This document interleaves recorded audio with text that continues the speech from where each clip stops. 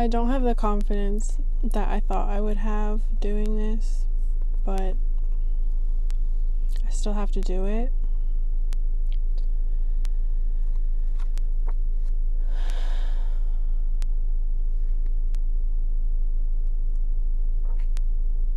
It's a lot.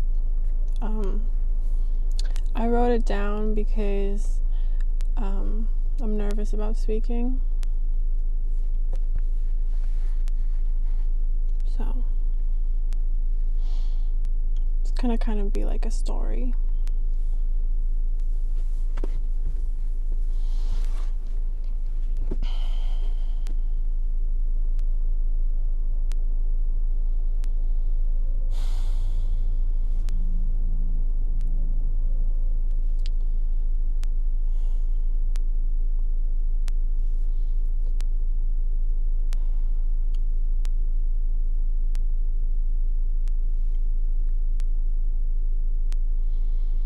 We live in a time right now where if you do bad shit, you might just get called out on the internet.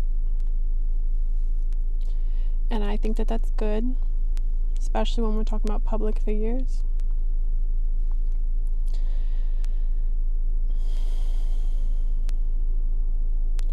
Yeah, everybody makes mistakes. We're all human. I'm talking about people who do harm to other people physically, mentally, emotionally, spiritually.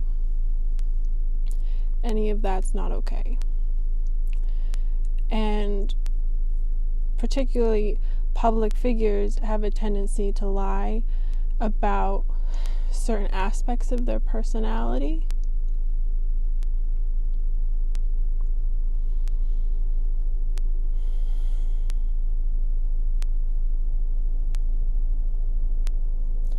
Okay, so I'm not accusing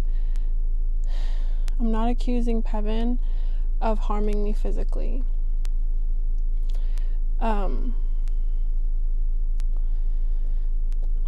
Mentally, emotionally, and spiritually, definitely.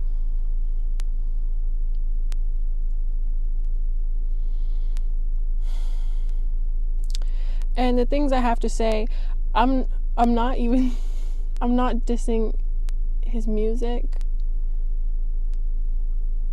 This is more about his character, and at this point I feel like people deserve to know the truth.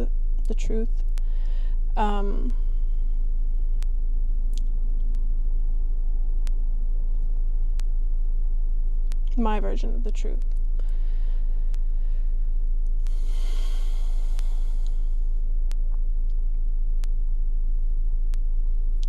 But yeah, the things I have to say, I think that they're important for this person in particular. Like, people do deserve to know, especially when they're evaluating him, his public figure, you know? So if you don't know who Peven Everett is, don't bother watching the video, because you'd honestly rather just not know him.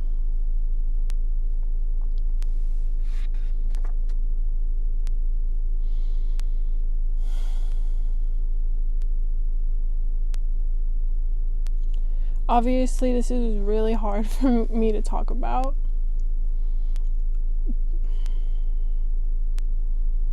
And I spent a long time trying to figure out, like, the words to put to my feelings.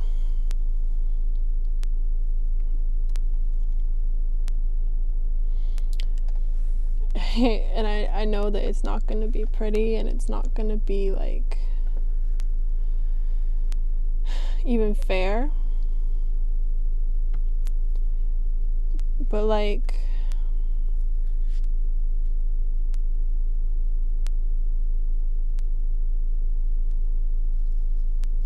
by talking about what happened, I'm jeopardizing my reputation just as much as his own.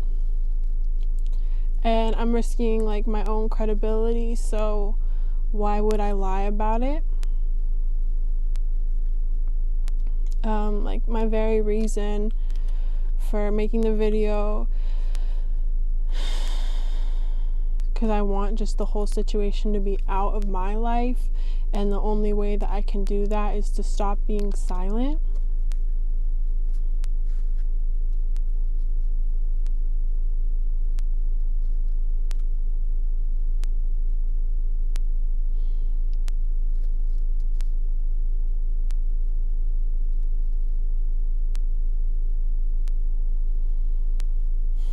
And I'm trying, like,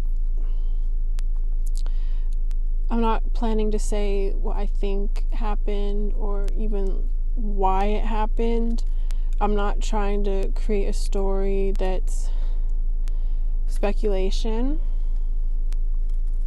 I'm trying to just lay it out factually and just let the story speak for itself. So, like,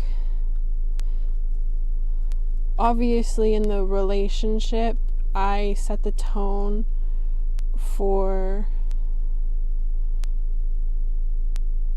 the situation just as much as he did, but I'm not trying to blame him for my choices, vice versa, any of that.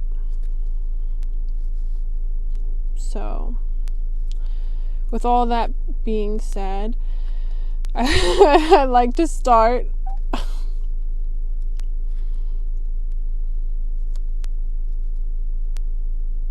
alright. So first I have to give context to the situation and basically say that Peven and I only met each other physically one time, and that basically 99% of the interactions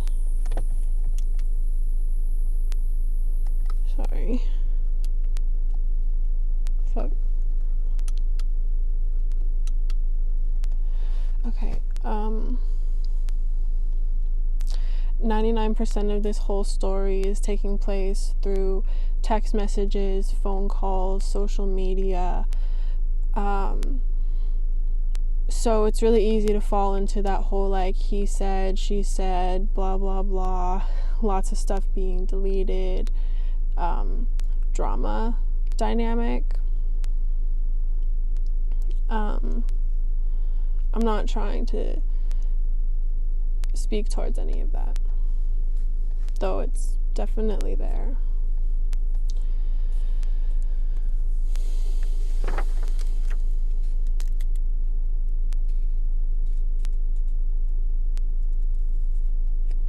Okay. So we met in 2019, Peven and I. I was working in administration at a theater where Peven was directing a show, and I didn't even know who he was before that time. So one day I was assigned transportation, and it just meant that I had to go pick up people from the airport, and so that was literally how I met him. But on that particular day, things were, like, messed up, and so it was a stressful meeting situation. I think that's important to say.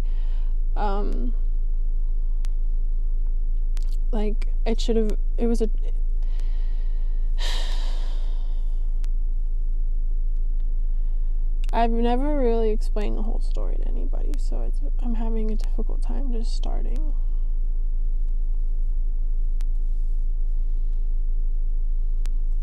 I'm literally just gonna read it word for word.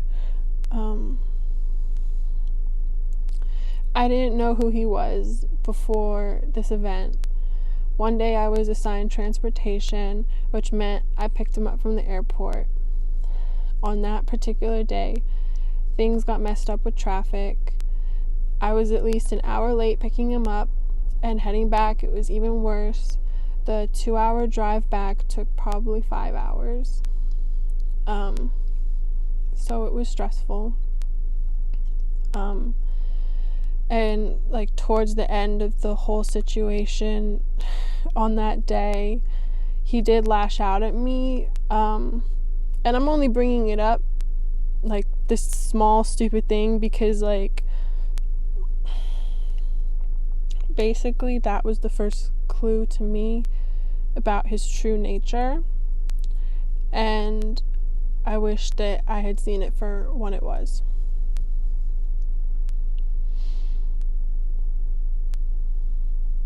But instead I let it go, and I didn't think twice about it. I think that it's normal to be frustrated. I was frustrated. But if that was it, that, wouldn't be a whole story. I didn't have work for the next 2 days. But he probably got my phone number from his travel itinerary, because he texted me. And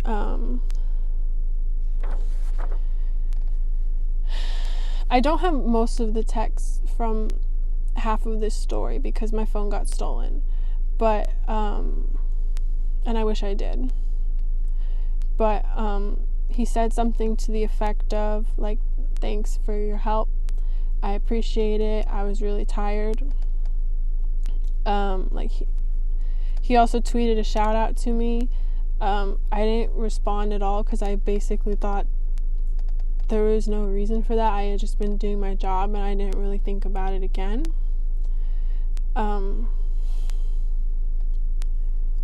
So 3 days after the car ride, I was at work and he texted me again to the effect of, hi, I really need some cigarettes, can you help me get some? And technically it was part of my job to do that, to accommodate the performers. Like literally we took them to the liquor store every day.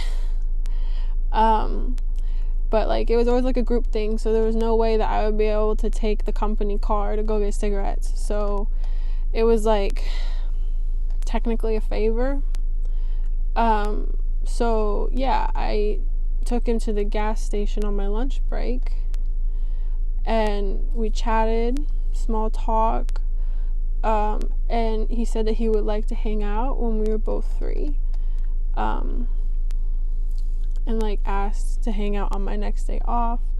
And Peven probably doesn't know that I literally quit the job at the theater like basically the next day.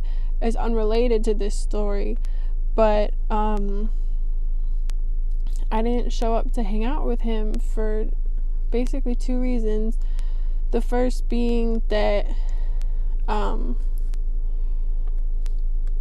awkward sexual tension, and that I had a boyfriend at the time, and also like I didn't work for the company anymore, so there wasn't like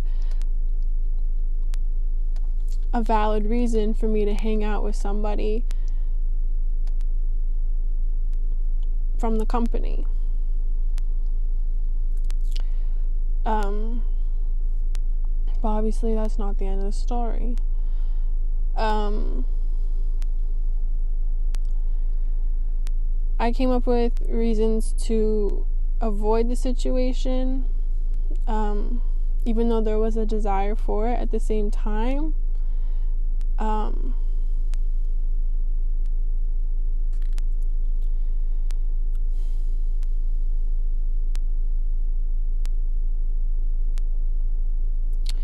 Alright, so I was like, oh, I'm gonna try to go see your show, and he was like, that's cool, I'll give you some tickets. And so I went to his show with my brother, and well, because I'm also an artist, it was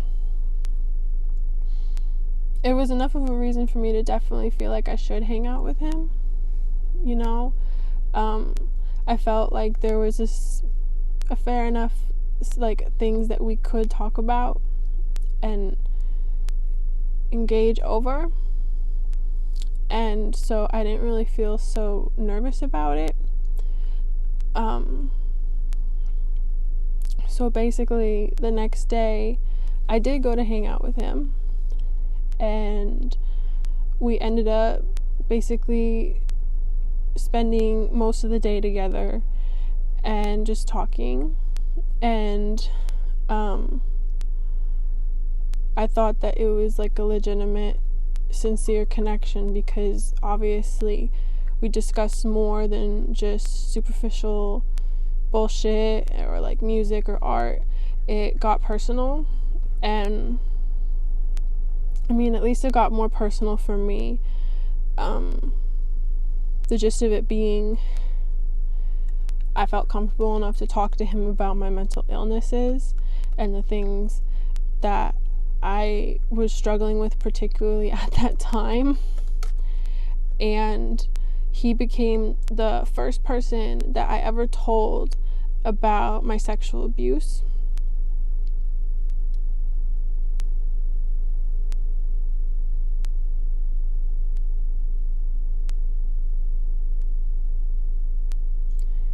So that day with him became a significant moment of my life for that reason.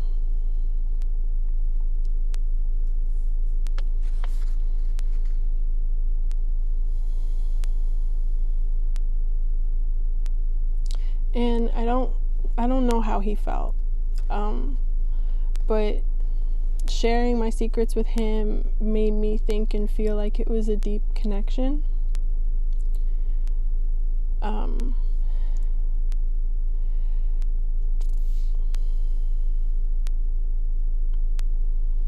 And I mean, before I had even gotten to that point where I shared those types of things with him, like, he had been flirting with me, and I had definitely shown an interest. You know, I'm not going to deny that. But, I mean, I had a boyfriend, and I'm not the type of person to act on lust or, like, physical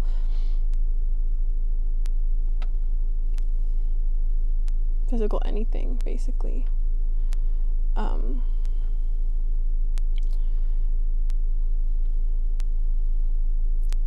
I've been taken advantage of, so it really takes a lot for me to feel like somebody is safe for me to be around. And that's why the whole entire situation to me is so, like, mind-blowing.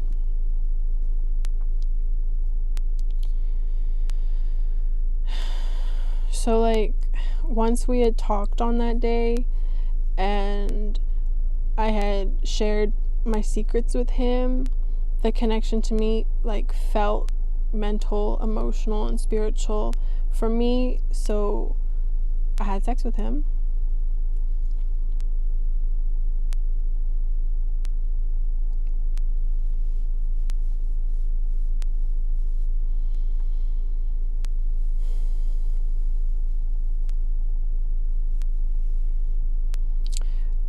And that was also the last time I ever saw him. But when he left, he gave me an impression.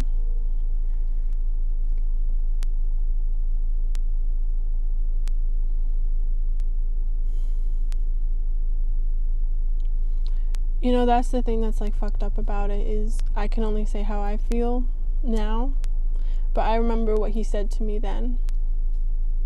But he'll deny it now. Okay? But he told me that he would visit my city often, and that we would see each other often. And I was definitely attached at that point. Not at that literal point, but during that time period when he left and I was waiting for him to come back, I was attached to that thought, and I made a lot of like really rash decisions, thinking that everything was more than it really was. And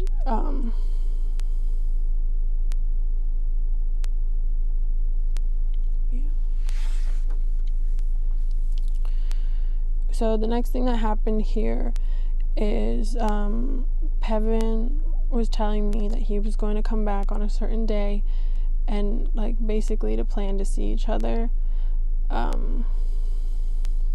So at this time, like, I trusted him and I didn't have any reason to question anything that he ever said to me.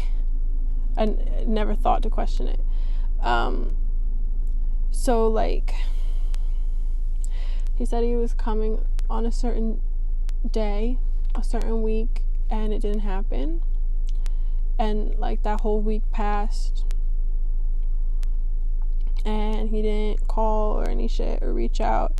And so like that was like when I started to get like this first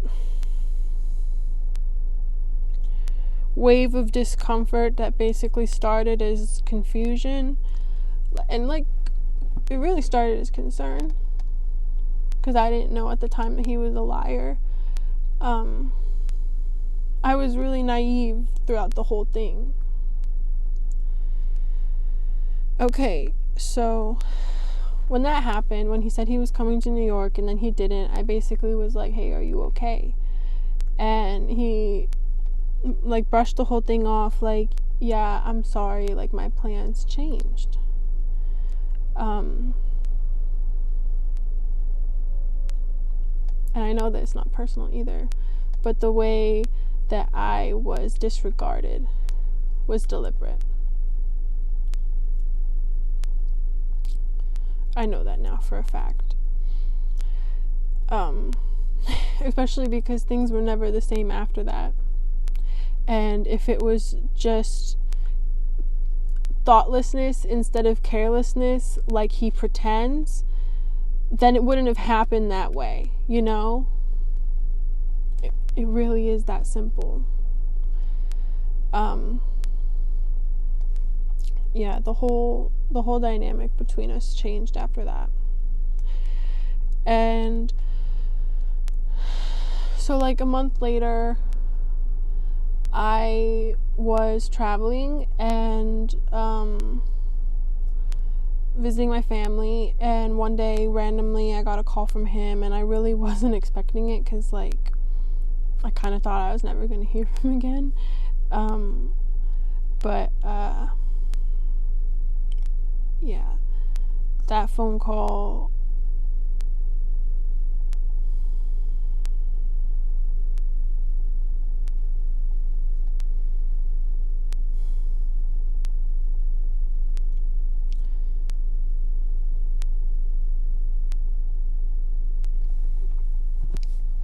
so I was naive, you know, like he said that he missed me and that he was so busy, you know, comforting me with lies.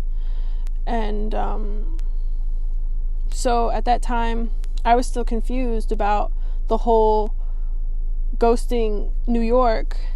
I was like, why would you call me and say that you miss me? And I decided that if that really was the case, then I should be able to go to his city, right? And so I texted him. I was like, why don't I do that? I'm traveling right now. I can just change my flight home to come visit you. And he texted me, he's like, oh yeah, that would be awesome. I don't know if he just wasn't taking me seriously or some shit, because like I literally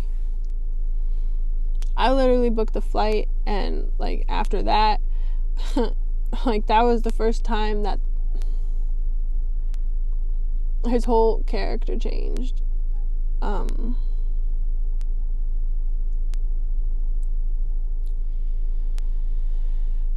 like I called him and I was like, oh, I'm arriving on such and such day at such and such time, staying for 2 days. And he basically completely switched his attitude from the previous conversation to like, oh, that's too long, and you know I'm really busy, so I probably wouldn't even be able to see you anyways. And like, I probably should mention at this point that I'm 21 and he's 44 when this is going on. This is a grown man with absolutely no excuses for his bullshit. and I was 21. So, like, I'm hurt, I'm devastated a little bit, and I'm, like, really confused. It's not cool having your emotions play with, repeatedly, you know? That's why I have to make this video, is because it has to stop. It just keeps repeating. And basically, after that situation where that happened, after that, we didn't really talk for like 2 or 3 months or so. But during that time, I was going through a lot of things personally in my life. And what I found out about him was that he has a partner that he's been with for a long time, of course.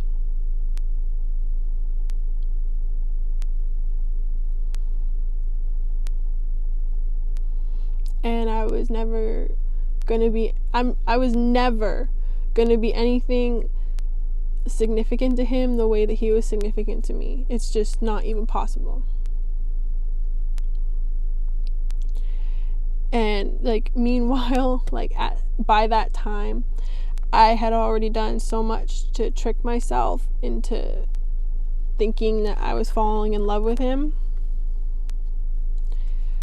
And again, I feel like I have to say, like, I'm not blaming him for my emotions or my behavior. Like, I'm just trying to speak from a point of view that, like, best articulates the events. Because what I'm trying to allude to is, I think that there's a significant correlation between just his actions and his inconsistent words that exemplifies a cycle of abuse.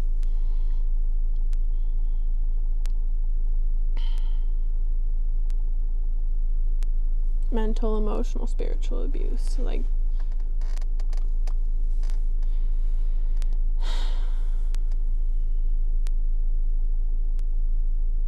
alright, so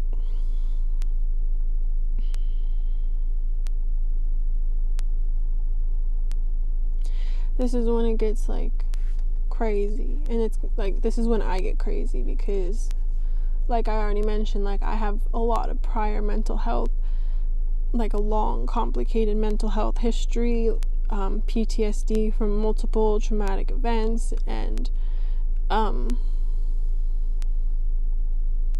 it was not really beneficial to me that I had chosen someone to share all of my secrets with who was not worthy of such an honor and was not fully capable of what it meant, because I would still call this person trying to unravel my insanity. Meanwhile, this is the type of person, it's like they call it like trauma fetish or whatever, where basically, like, they enjoy your pain.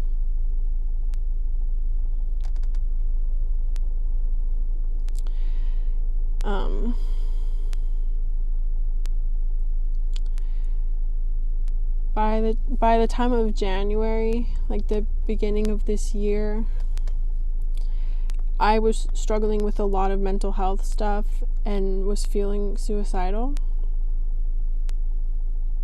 Alright,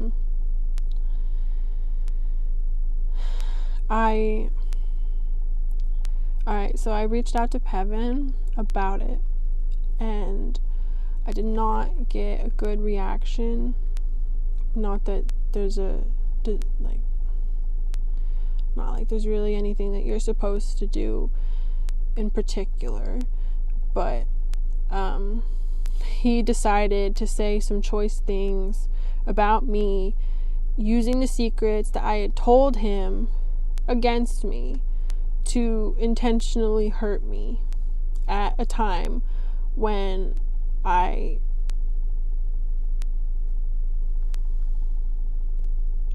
it's something I don't have the words for still. And I did have a suicide attempt.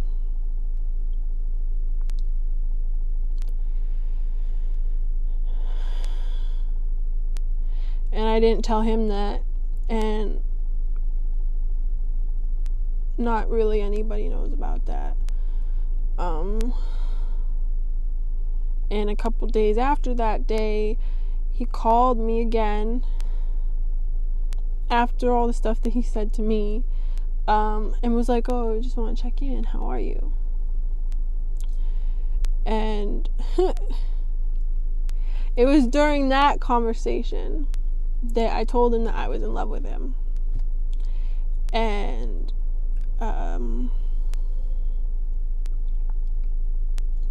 you know, to an abusive person, that's to the particular type of emotional and mental abuse that I'm talking about, like that's success, you know,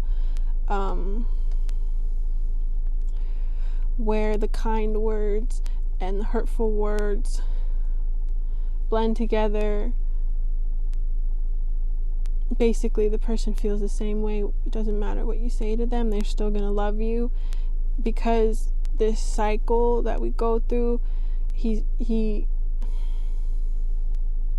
from the very beginning, from the very first day that I met him, it began like that. So after that conversation in January, we basically didn't talk for about 6 months. You know,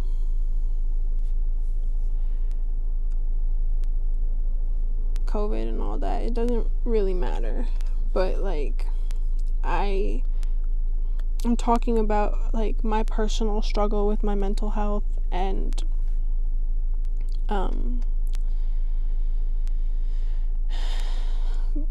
because of this very,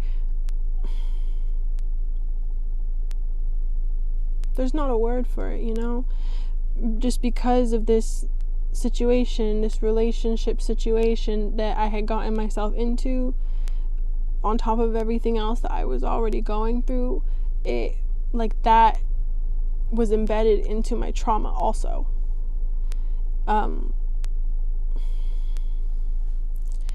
And so I started, my confusion became like real pain and real anger. And at that time I felt alone, because I didn't feel like that I had anybody else that I can talk to. I had already told this one person everything. I had already basically bared everything out to this one person, and it actually made them treat me worse.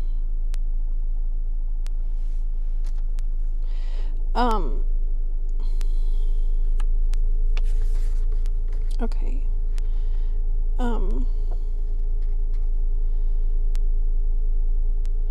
Okay. So, like, we acted like fake friends on social media, and,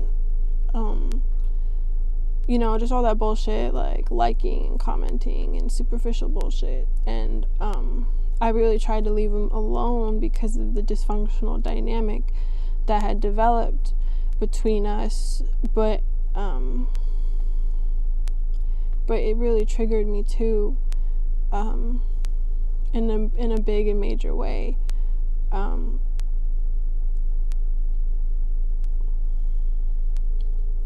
I was triggered in general, you know, like, this wasn't an isolated event. Like I already said, this was something that was going on while a lot of other things were happening.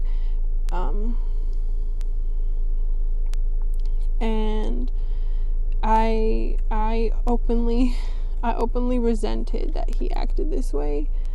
Like the way that he treated me was an acceptable friendship, that he took my support, but none of the difficult aspects of me were acceptable, even though they once were.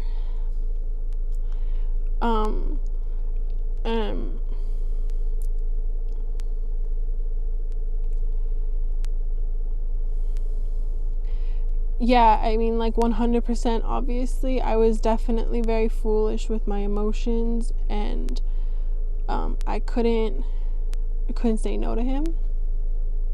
He knew that. And there was never a clean sever after that.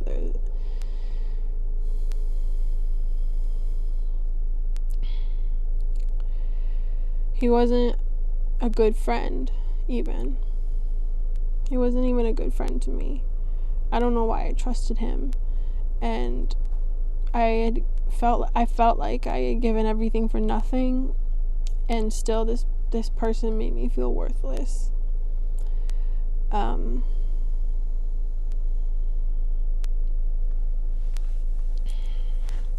I did not want the video to be this long, but whatever, maybe I'll just try to finish it up.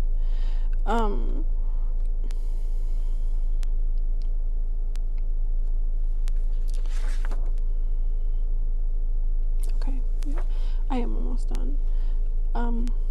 Alright, Peven recently said to me that I act dramatic and go out of my way to be seen, so I feel like I matter. And I'm not interested in defending myself. The only thing I'm going to say is that the people who know me in my daily life know that I'm very quiet. And because of my depression, I've gone really long periods of time of not speaking to anybody at all,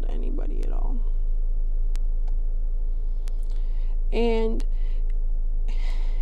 in quite a few of the attempts that I've made to have more confidence and take up more space in the world, I've been violated by people in very serious ways. So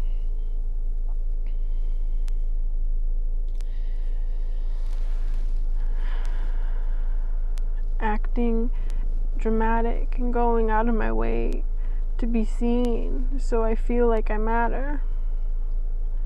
There's actually nothing wrong with that. That's normal. And a lot of people grew up neglected in some way. And we do this, acting out, going out of our way for attention, not only to compensate for the neglected parts of us, but to also build up self-confidence. And I see it as a harmful act to deny someone when they're seeking attention,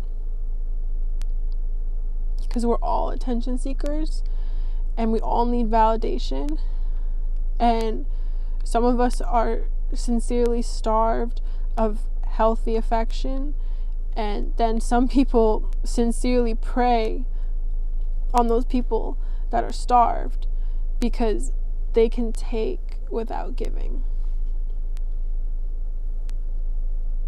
And also, the ones who emotionally prey on people aren't able to see when they've depleted you. In their eyes, you were already not much of a person. After a few rounds of fighting, they might realize that you're tapped out and there's no love left. And if you're lucky, that's when they finally leave.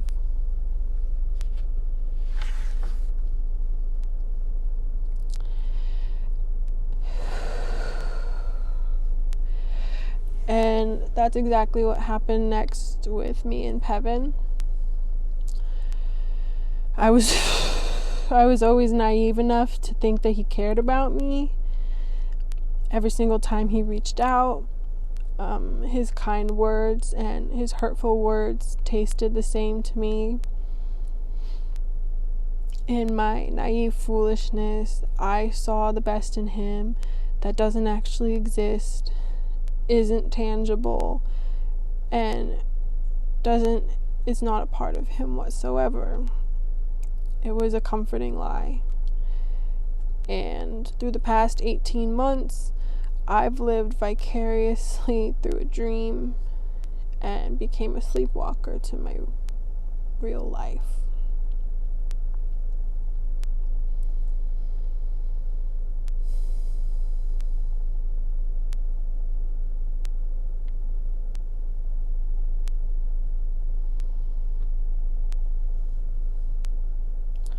So you can judge me all you want for deciding to post this video and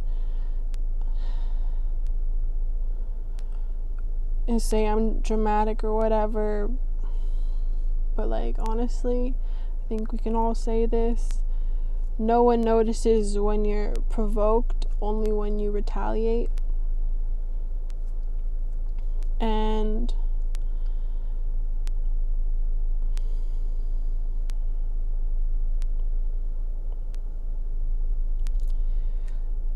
this is what I have to do for my growth. I've been a victim, but I'm not a victim, and I'm not victimizing myself, and I'm not giving anybody else the opportunity to victimize me. I am also taking full responsibility for my behavior in this situation.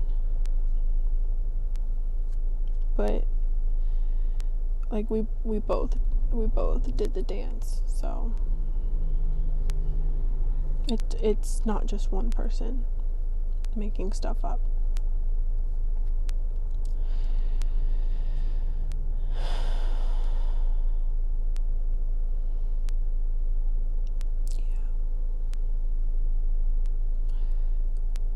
There's even then, like, there's no possible way for me to retaliate or punish him, because there's just no possible way to do that. Like, he did it because he knows that he will get away with it, and honestly, just from that alone, it makes me think he's probably done it before, and that's why I felt like people should know he's a liar, and people should know that he's untrustworthy.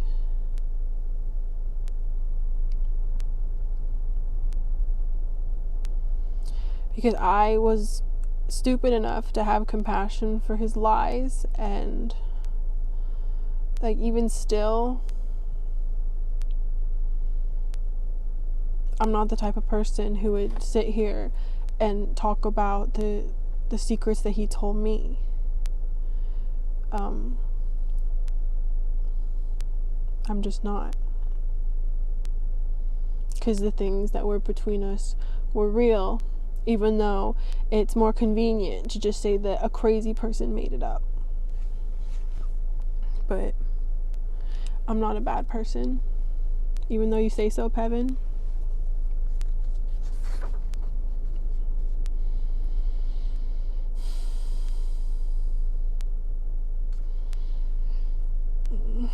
None of this is even worth talking about anymore. I've said it all.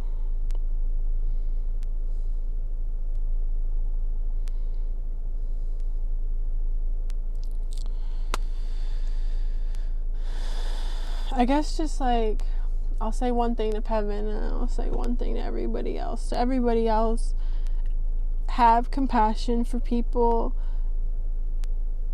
because we're all hurt, and we're all hiding from the dark truths inside of us that make us vulnerable. But I still think that we all need to have more compassion for people, just because of what I just said.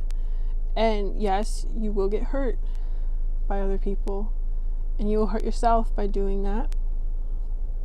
But this type of behavior where, and this is a generalization, but this type of behavior where men deny their emotions and women are seen as emotional and reactive, it doesn't work. It doesn't make any sense. It's we're pressured to be this way. There's nothing wrong with owning your emotions.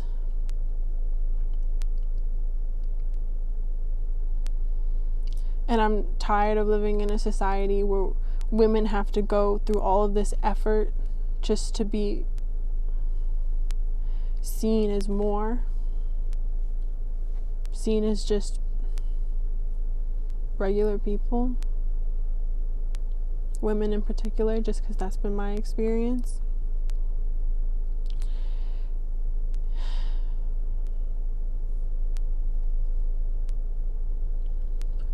So yeah, the only thing that I have left to ask you is, honestly, how can you forgive someone when you know that they were doing it on purpose.